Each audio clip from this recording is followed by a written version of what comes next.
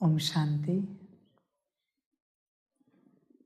मुरली का सार है मीठे बच्चे, तुम्हें घर बैठे भगवान बाप मिला है, तो तुम्हें अपार खुशी में रहना है। विकारों के वश खुशी को दबा नहीं देना है। प्रश्न है, तुम बच्चों में लकी किसको कहेंगे और अनलकी किसको कहेंगे? उत्तर है, लकी वह है जो बहुतों को आप समान बनाने की सेवा करते, सबको सुख देते, और अनलकी वह है जो सिर्फ सोते और खाते हैं, एक दो को दुख देते रहते हैं। पुरुषार्थ में कमी होने से ही अनलकी बन जाते हैं। बच्चे, मीठे बच्चे, तुम चेक करो अपने आप को, तुम लकी हो या अनलकी हो? क्या करते हो दिन भर? दिन भर अंदरूनी कमाई कितनी होती है? अपने को चेक करो। बाहरी संसार तो विराट है, विराट है संसार, ये समाप्त नहीं होगा। बहुत बार तुमने सुना है ना, संसार को निर्माण करने वाले, चलाने वाले समाप्त हो गए, पर संसार कभी समाप्त नहीं हो रहा है। खोज अंदरूनी होनी चाहिए, प्राप्ति अंदरूनी होनी चाहिए। बाहरी प्राप्तियां तो सारी होती रहती है, बहुत होती है। तुम धन कमाते हो, घर, गाड़ी, जेवर सब इकट्ठा करते हो, पर अंत समय में हिसाब होगा तुमने अंदर क्या इकट्ठा किया है, उसका कितना पुण्य कर्म इकट्ठा किया है, उसका हिसाब होगा। अंत समय में यह सब काम नहीं आएगा बच्चे। तुमने जो जमा किया है सब जाएगा, तुम्हारा ज्ञान भी काम नहीं आएगा। तुमने योग बल से पुण्य कर्म कितना जमा किया है वही काम आएगा। ज्ञान भी क्या करेंगे अंत समय में, किसको समझाएंगे? ज्ञान मिलता है पुण्य कर्म करने के लिए, ज्ञान का कोई उपयोग नहीं है। हाँ, ध्यान में रखना, अगर तुम कोई पुण्य कर्म नहीं करते तो जो पुण्य कर्म करते हैं उनके लिए ज्ञान तोहफा है, जो पुण्य कर्म नहीं कर सकते उनके लिए ज्ञान तूफान है। समझ है? तुम चिंतन करो, तुम्हारे लिए ज्ञान क्या है, तुम्हें पता होना चाहिए। पुण्य कर्म क्या है? स्वयं को आत्मा समझ, बाप को याद करना, ईश्वर को याद करना, अपने सत्य पहचान में आना। मनुष्य कितनी असत्य पहचाने लेकर बैठा है। माता पिता, पति पत्नी, बच्चे, तुम क्या क्या नहीं हो अपने जीवन में, विचार करो। पर इसके अलावा भी तुम कोई हो, इसका भी तुम विचार जरूर करना। पिछले जन्म में तुम किसी और के माता पिता, पति पत्नी, बच्चे थे, इस जन्म में किसी और के हो। तुम पकड़ के बैठे हो। बाप ये नहीं कहते कि तुम छोड़ दो, कर्तव्य जरूर निभाओ, पर मोह से पकड़ के नहीं रखो। मोह मोह होता है, विनाश की ओर ही लेके जाता है। बच्चे, चिंतन करो अपना, तुमने क्या क्या पकड़ के रखा है। ये सारे जो रिश्ते नाते वो संभालते संभालते तुम्हारी खुद की पहचान समाप्त हो गई है। तुम स्वयं को भूल चुके हो। इस दुनिया के मेले में कितना झमेला है यहाँ पर। इस मेले में चिंतन करो अपने से। तुमने अपने आप को खो दिया है, तुमने सब पाया है पर अपने आप को खो दिया है, यही व्यर्थ है। तुम्हारे पास सब है, बस तुम नहीं हो। जब तक तुम अपने आप को नहीं पाते, सब व्यर्थ है। किसी बात का कोई उपयोग नहीं है, कोई अर्थ नहीं है। तुमने अगर अपने आप को पाया तो ही तुम अपने साथ अपने आप को लेके जाओगे। ध्यान में रखना, बाकी कुछ भी साथ नहीं जाएगा, तुम ही तुम्हारे साथ जाओगे। ईश्वर भी तुम्हारे साथ नहीं जाएगा। तुम्हारा अकेले का रास्ता है। तुम्हें वहम है कि तुम्हें मददगार मिले हैं सारे। कोई मददगार नहीं यहाँ पर। हर कोई अपनी यात्रा कर रहा है। तुम वहम में हो कि तुमने मददगार पाए हैं। कोई है ही नहीं तो पाओगे कहाँ से? तुम्हारा मददगार सिर्फ तुम हो स्वयं, बाकी कोई नहीं है। ध्यान में रखना बच्चे, वहम में नहीं रहना। तुमने मददगार भी काफी इकट्ठा किए हैं। कितने मददगार इकट्ठा किए तुमने, कल्पना नहीं कर सकते, कल्पना से बाहर है। तुमने सब आधार बना के रखे हैं, सब। तुम्हें क्या लगता है तुम्हारा घर ही तुम्हें सुरक्षा दे सकता है? बच्चे, एक भूकंप आया, घर गिर गया, वही घर जान लेगा। झूठा आधार है तुम्हारा घर, तुम्हारी गाड़ी। संकल्प नहीं कट कर रहे, एक एक्सीडेंट हुआ, जीवन समाप्त। तुमने सब झूठे आधार बनाए हैं। इन आधारों से बाहर निकलो। तुम धोखे में हो, वहम में हो। अपने आप को चेक करो। बच्चे, तुम अपने आप से ठगी कर रहे हो। ध्यान में रखना। तुम्हें लगता होगा कि तुम दूसरों को ठगा रहे हो, गलत फहमी है। तुम अपने आप को ठगा रहे हो। तुम अपने आप का फायदा करो। कहाँ तक ठगाओगे समझ है। यहाँ कलयुग में बस ठगी चलती है और कुछ नहीं होता, सिर्फ ठगी।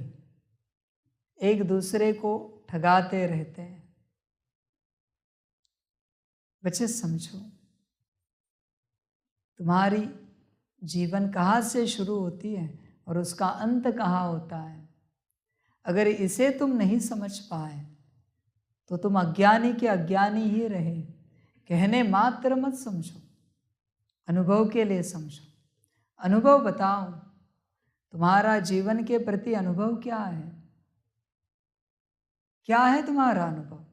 कुछ नहीं।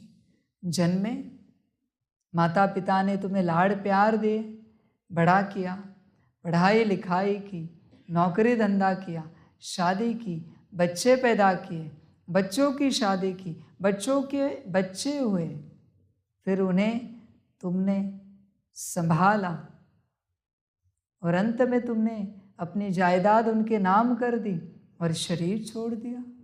यह है तुम्हारे जीवन का इतिहास और ज्योग्राफी।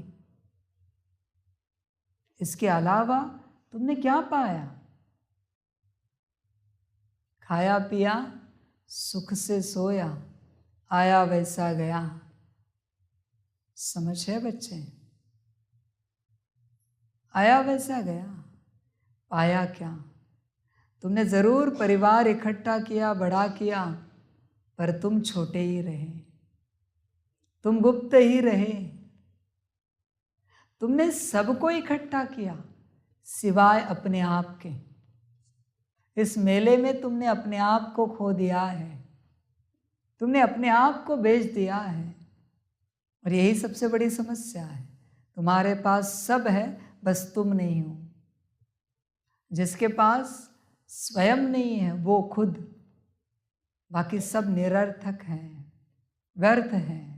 आज दुनिया में कितने गुरु हैं, कितना ज्ञान देते हैं, बस उनको एक ही सवाल पूछो, तुम्हारे पास क्या तुम हो? ईश्वर की बात मत करो, कहेंगे हमारे पास ईश्वर है। बच्चे, ऐसी बात मत करो। जब तक तुम अपने आप को नहीं पाते तुम्हें ईश्वर नहीं मिल सकता। तुम ईश्वर को पाने की चेष्टा करो भी नहीं, तुम पहले अपने आप को पाने का प्रयास करो। समझ है, समझ की बात है, समझ कर चलो। निराकार को सभी नहीं पा सके।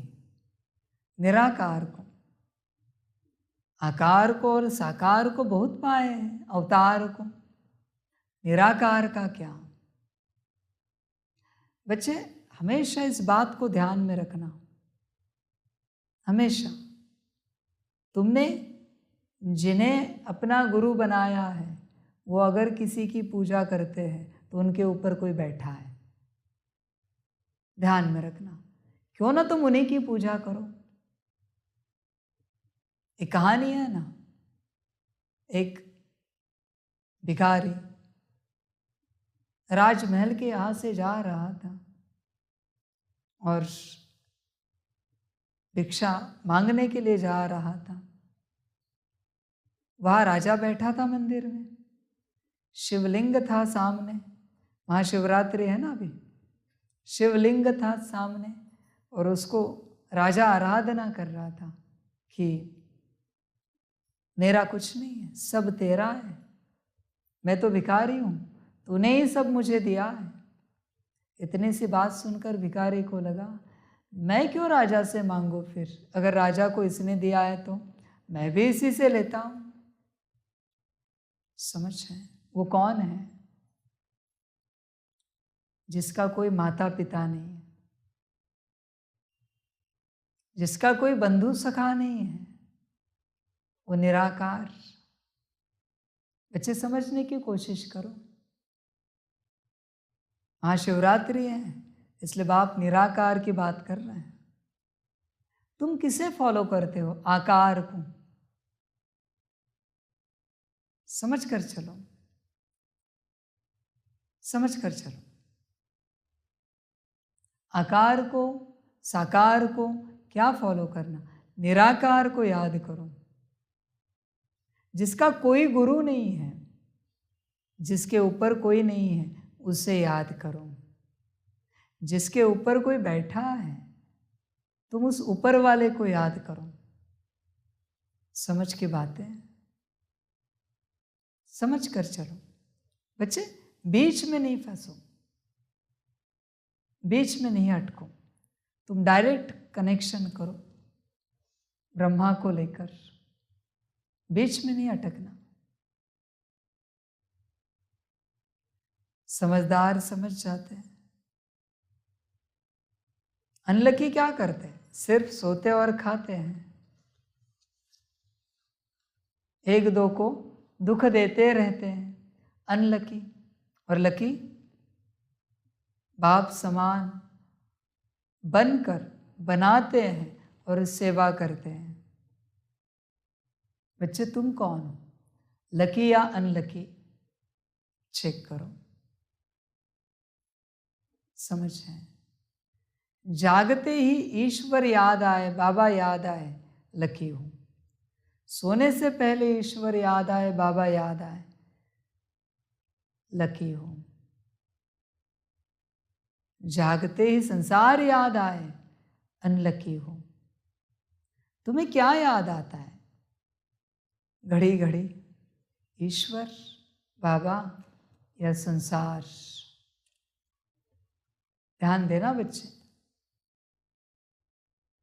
कहते हैं ना, सिकंदर ने सारी दुनिया जीती, जो कुछ बचा है वो छोड़कर, पर गया तो खाली हाथ। तुम्हारे हाथ में भी कुछ नहीं बचेगा सिवाय पुण्य कर्म के, योग बल के। तुम दुनिया की उलझनों में उलझे हुए हो। ध्यान देना, उलझे हुए हो। दुनिया की उलझनों से बाहर निकलो। जीवन में कितनी उलझने हैं बच्चे। अगर ऐसा दिन आए जिस दिन तुम्हारे पास कुछ भी ना रहे, एक रुपया भी ना रहे, एक समय का भोजन कहाँ से करोगे ये भी सवाल है, तो क्या करोगे तुम, बता सकते हो? अगर ऐसा कोई दिन आए तो क्या करोगे? समझ है। और आना है सबके जीवन में ऐसा दिन। तुम क्या करोगे? तुम्हें क्या लगता है तुमने जो पकड़ के रखा है वो तुम्हारे काम आएगा? गलतफहमी है तुम्हारी। सिकंदर के भी काम नहीं आया। पकड़ना है तो एक बाप को पकड़ो, ईश्वर को पकड़ो, बाकी सब माया है। माया में तुम पकड़े गए हो। तुम्हें ये झूठ लगता है कि तुमने माया को पकड़ा है, माया ने तुम्हें पकड़ा है। मोह माया कहते हैं ना। बच्चे, बंधनों से निकलो। अनगिनत बंधन हैं, अनगिनत। तुम फंसे हो। देखो, कल ही कहा, कल या परसों, जब तक तुम्हारा मोह है कहाँ पर भी तुम बाप को याद नहीं कर सकते, तुम ज्ञान को नहीं समझ सकते। अंश मात्र भी मोह रहा तुम ज्ञान को नहीं समझ सकते। ध्यान में रखना, ज्ञान समझना तुम्हारे बस की बात नहीं है। मोह वाला नहीं समझ सकता। मोह है ना, समझ है। बनना नहीं है, सारे विकारों को छोड़ना है, उल्टा कर्म नहीं करना है, कामी नहीं बनना है, क्रोधी नहीं बनना है, लोभी मोही नहीं बनना है, अहंकारी नहीं बनना है। बस बाप बता रहे हैं। कामी भी याद कर सकता है, क्रोधी भी याद कर सकता है, लोभी भी याद कर सकता है, अहंकारी भी याद कर सकता है। मोह वाला कभी नहीं याद कर सकता। मुश्किल है, मुश्किल है। समझ है।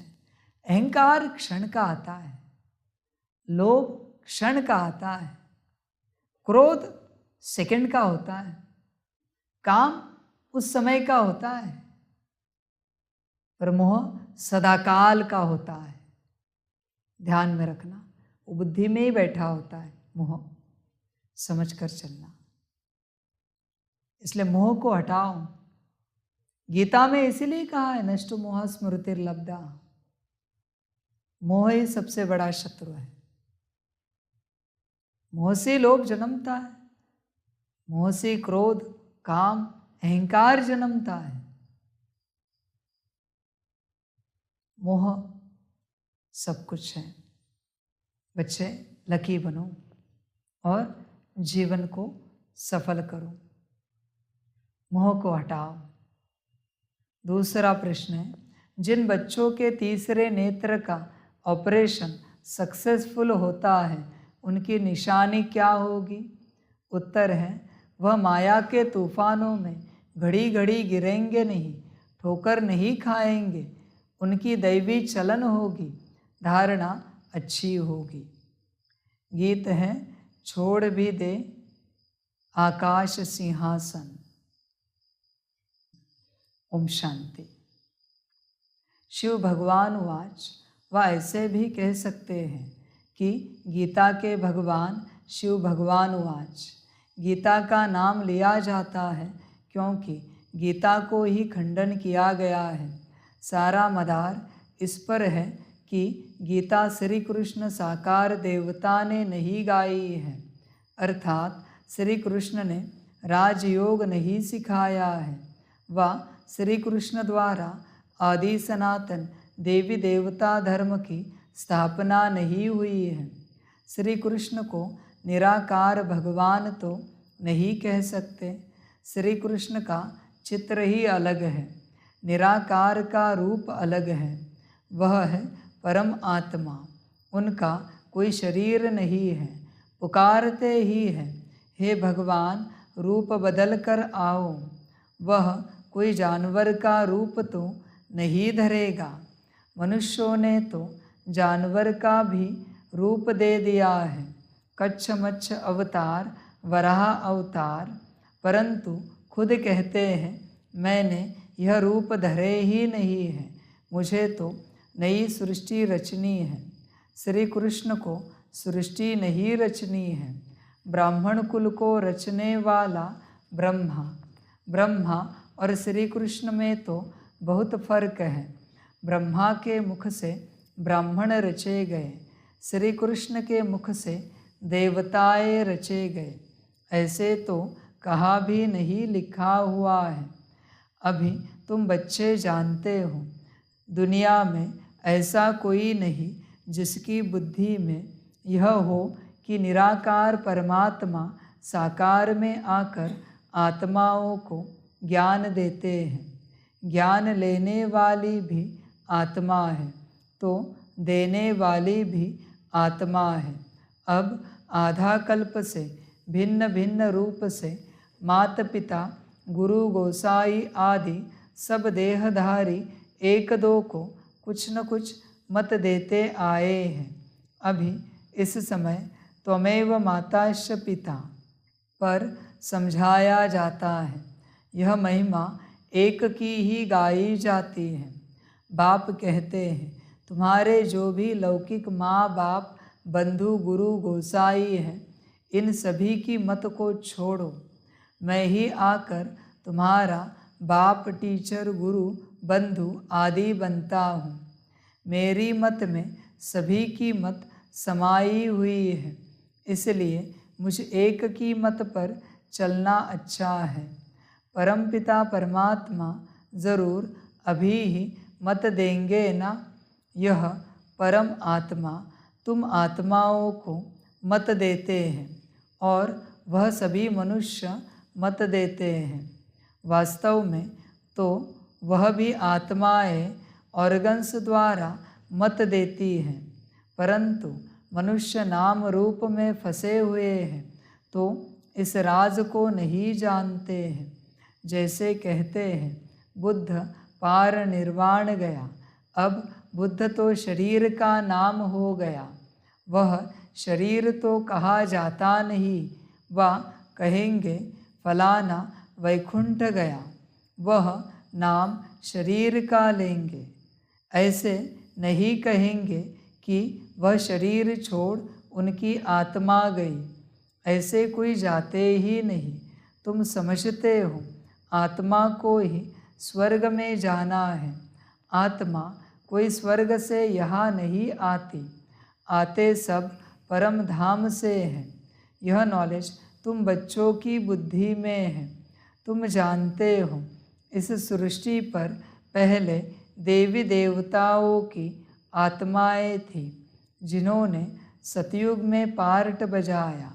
तुम्हारी बुद्धि में आत्मा और परमात्मा का पूरा परिचय है। भल तुम घड़ी घड़ी भूल जाते हो, देह अभिमान में आ जाते हो। पूरी रीति कोई से मेहनत होती नहीं। माया ऐसी है जो पुरुषार्थ करने नहीं देती। खुद भी सुस्त है तो माया और ही सुस्त बना देती है। विश्व का मालिक खुद बैठ पढ़ाते हैं, जिसमें माता पिता बंधु सखा गुरु आदि सभी संबंधों की ताकत आ जाती है। यह महिमा है ही एक निराकार परमात्मा की, परंतु मनुष्य समझते नहीं। लक्ष्मी नारायण आदि सबके आगे जाकर महिमा गाते रहते हैं। तुम जानते हो हम आत्माएं 84 जन्मों का चक्र लगाकर आई हैं। अब यह अंतिम जन्म है। यह घड़ी घड़ी बुद्धि में याद रहना चाहिए। यह नॉलेज बड़ी खुशी की है। ऐसा बेहद का बाप स्वयं तुम बच्चों के और कोई को मिलता नहीं है। विवेक भी कहता है, परमपिता परमात्मा का जो बच्चा बना है उनकी खुशी का पारावार नहीं होना चाहिए, परंतु लोभ मोह आदि विकार आने से खुशी को दबा देते हैं। इन विकारों ने ही सारी दुनिया की खुशी को दबा दिया है। तुमको तो घर बैठे बाप आकर मिला है, भारत में आए हैं। भारतवासियों का तो भारत घर है ना, परंतु आएंगे तो ज़रूर एक घर में। ऐसे तो नहीं घर घर में आएंगे, फिर तो सर्वव्यापी हो गया। वह आएंगे तो ज़रूर आकर पतितों को पावन बनाएंगे। दुनिया तो समझती है श्री कृष्ण आएगा, परंतु तुम जानते हो परमपिता परमात्मा आया हुआ है, जो पतित पावन ज्ञान का सागर है। उनका नाम वास्तव में रुद्र है। यह बड़े से बड़ी भूल है जब यह समझे कि वह बेहद का बाप सारी सृष्टि का रचयिता है तो खुशी का पारा चढ़ जाए। ऐसे बाप से तो ज़रूर वर्षा मिलेगा, श्री कृष्ण से तो वर्षा मिल न सके। इन बातों पर भी किसकी बुद्धि नहीं चलती। दुनिया तो सारी शूद्र संप्रदाय है, ब्राह्मण भी सिर्फ कहलाने मात्र हैं। तुम ब्राह्मण जब विचार सागर मंथन करो तब औरों को भी परिचय दे सको। श्री कृष्ण को तो सब जानते हैं, सिर्फ कोई कहते राधे कृष्ण स्वर्ग के हैं, कोई फिर द्वापर में ठोक देते हैं। यह भी मूंझ कर दी है।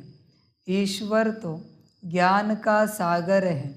तुम ईश्वरीय संप्रदाय में ही ज्ञान आ सकता है। आसुरी संप्रदाय में ज्ञान कहाँ से आया। भल गाते भी हैं पतित पावन, परंतु अपने को पतित समझते नहीं। स्वर्ग को तो बिल्कुल जानते ही नहीं, सिर्फ नाम मात्र कहते हैं। यह भी नहीं समझते हैं कि देवताएं स्वर्गवासी है। तुम जब समझाते हो तब आंखें खुलती है। माया ने आंखें ही बंद कर दी है। प्राचीन भारत स्वर्ग था, लक्ष्मी नारायण का राज्य था। यह भी नहीं जानते, हम भी नहीं मानते थे। यह तो समझ सकते हैं कि अन्य धर्म तो बाद में आए हैं। देवताओं के समय यह धर्म नहीं थे तो ज़रूर वहाँ सुख ही सुख होगा। बाप बच्चों को रचते ही हैं सुख के लिए, ऐसे नहीं सुख दुख दोनों देते हैं। लौकिक बाप भी बच्चा मांगता है तो उनको धन संपत्ति देने लिए, न कि दुख देने लिए। यह तो अभी हम समझाते हैं कि द्वापर से लेकर लौकिक बाप भी दुख ही देते आए हैं। सतयुग त्रेता में तो दुख नहीं देते। यहाँ माँ बाप प्यार तो बहुत करते हैं, परंतु उनको फिर काम कटारी नीचे डाल देते हैं तो दुख आरंभ हो जाता है। सतयुग में तो ऐसे नहीं होता। वहाँ तो दुख की बात नहीं। यह बाप बैठ समझाते हैं। तुम्हारे में भी नंबरवार समझते हैं।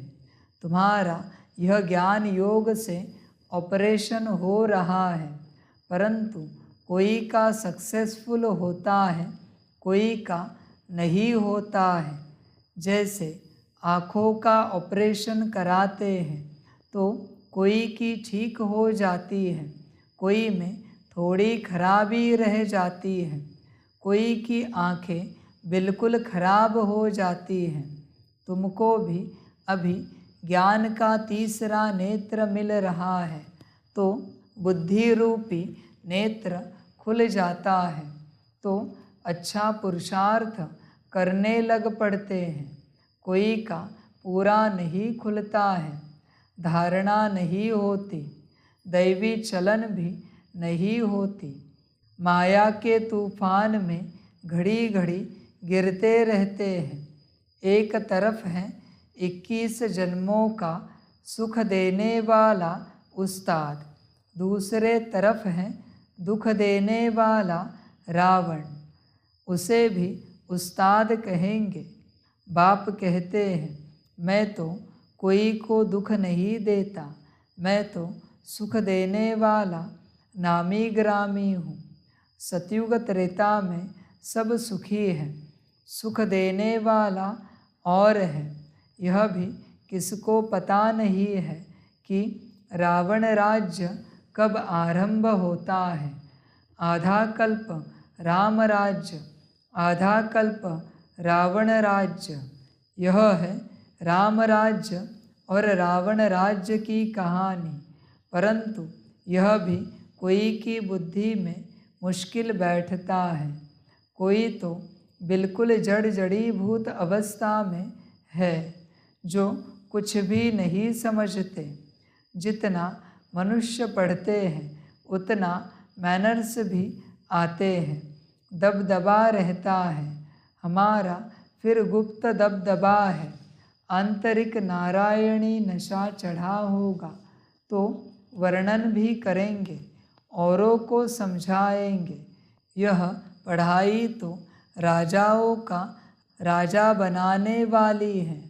कांग्रेसी लोग तो राजाओं का नाम सुनकर गर्म हो जाते हैं, क्योंकि पिछाड़ी के राजाए ऐशी बन गए थे। परंतु यह भूल गए हैं कि आदि सनातन देवी देवताएं राजा रानी थे। अभी तुम फिर बाप से शक्ति ले 21 पीढ़ी राज्य भाग्य लो। यह सत्यनारायण की कथा तो मशहूर है, परंतु विद्वान आचार्य भी नहीं जानते। गीता का कितना आडंबर बनाया है। लाखों सुनते हैं परंतु समझते कुछ भी नहीं है। अब इन विचारों को कौन सुजाग करे, यह तुम बच्चों का काम है। परंतु बहुत थोड़े बच्चे हैं जो औरों को सुजाग कर सकते हैं। जो जितना आप समान बनाएंगे उतना पद भी ऊंच पाएंगे। बाप कहते हैं बीती सो बीती देखो। ड्रामा में ऐसे था। आगे के लिए पुरुषार्थ करो, अपना चार्ट देखो। इतने समय में क्या धारणा की है। कोई 25-30 वर्ष के हैं, कोई 1 मास के, कोई 7 रोज के बच्चे हैं, परंतु 15-20 वर्ष वालों से गैलप कर रहे हैं। वंडर है ना।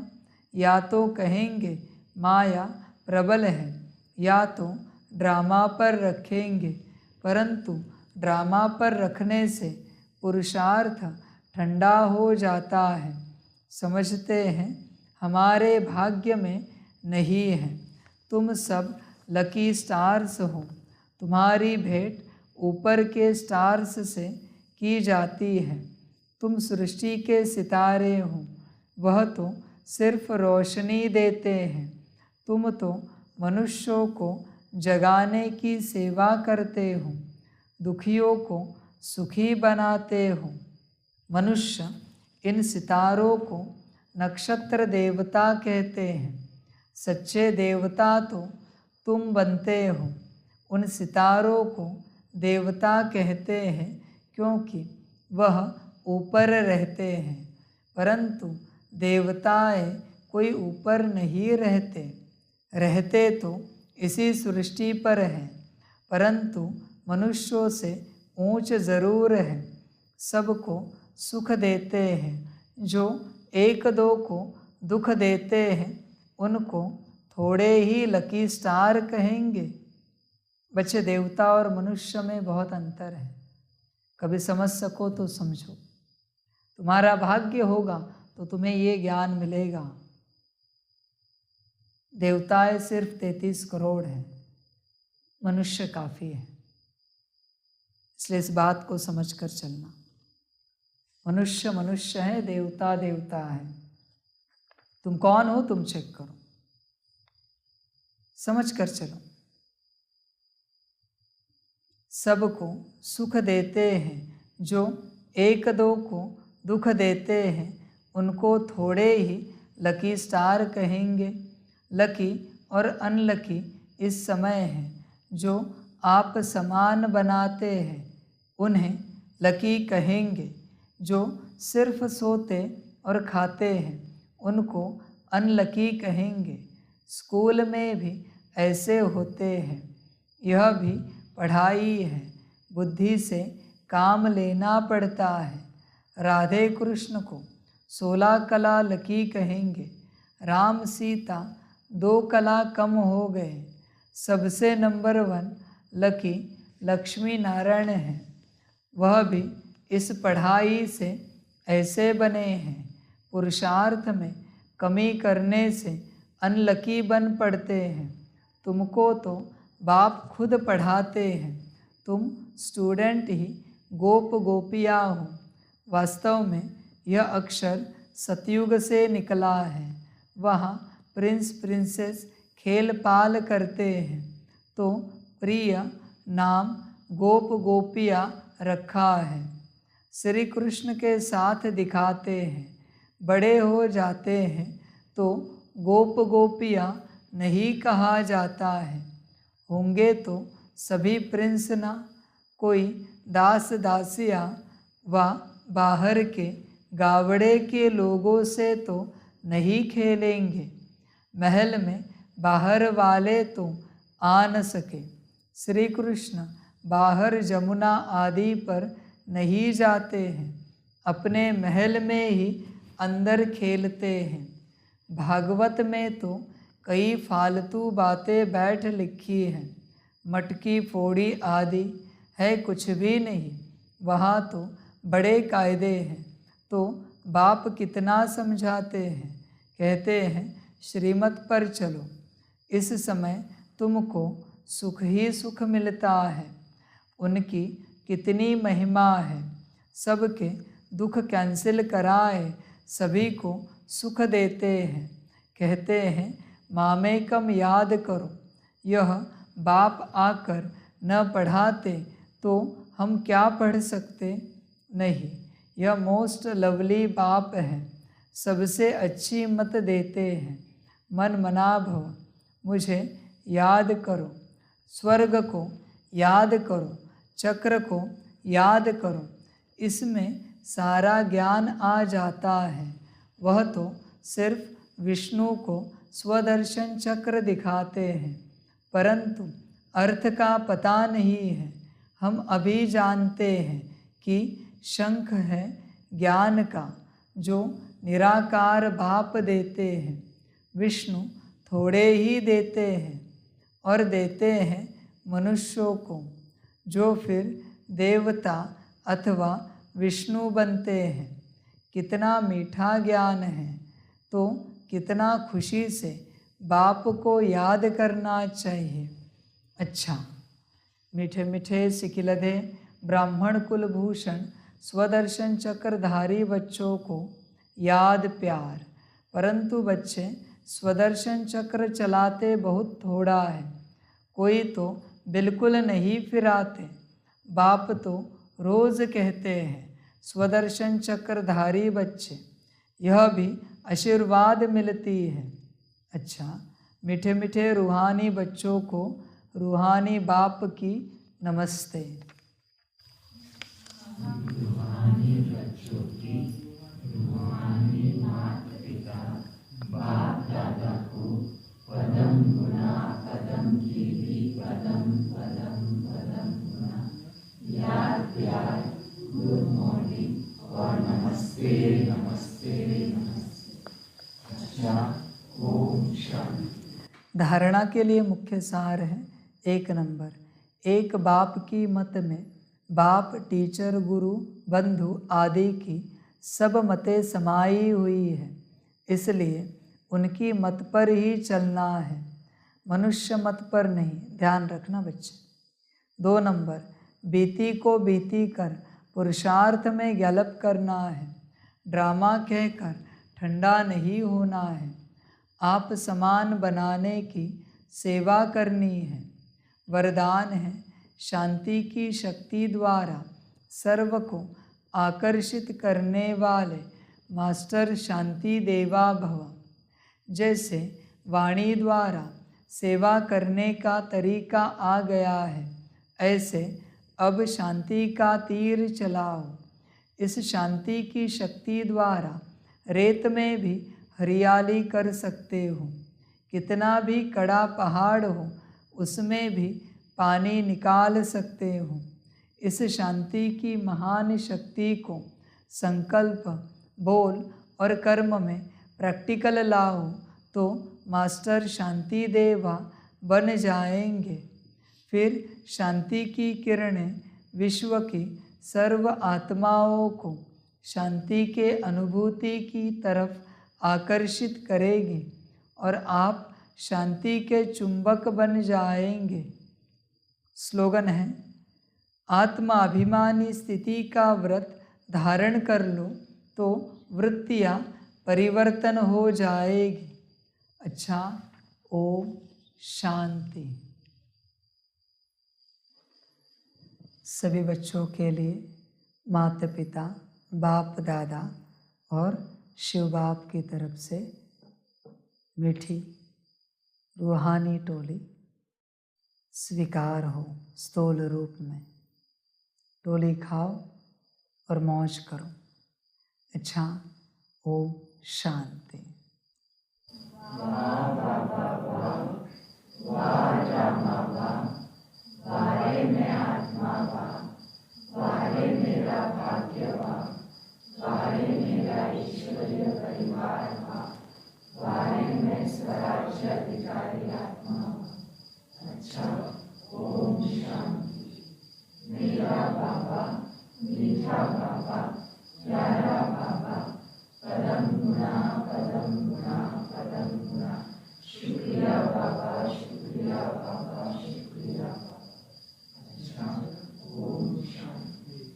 ओम शांति।